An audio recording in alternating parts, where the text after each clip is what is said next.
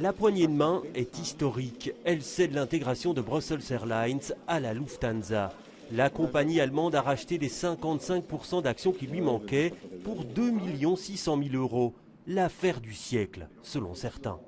Brussels Airlines n'a pas été bradé quand on a conclu un accord en 2008.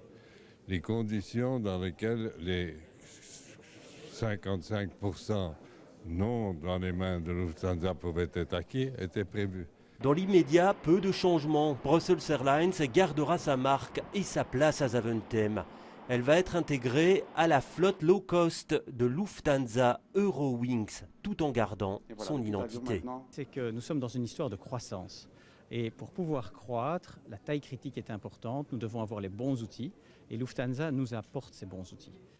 Une intégration qui devrait être synonyme de croissance. Les investissements sont maintenus, de nouveaux développements sont annoncés. L'engagement de 200 personnes pour l'ouverture d'une ligne vers l'Inde. Mais des synergies sont également prévues avec de possibles pertes d'emplois. Personne ne peut dire qu'il n'y aura pas de perte d'emploi parce qu'il peut y avoir au niveau des services de support que l'on peut se rationaliser des choses. Ce qui ne veut pas dire que des gens travailleront ici, les gens pourront peut-être travailler en Cologne et ainsi de suite. Mais quand on parle de perte d'emploi, est-ce qu'il y aura un programme organisé pour la perte d'emploi? En d'autres termes, comme on le dit quand il y a une restructuration, un plan social, la réponse est non.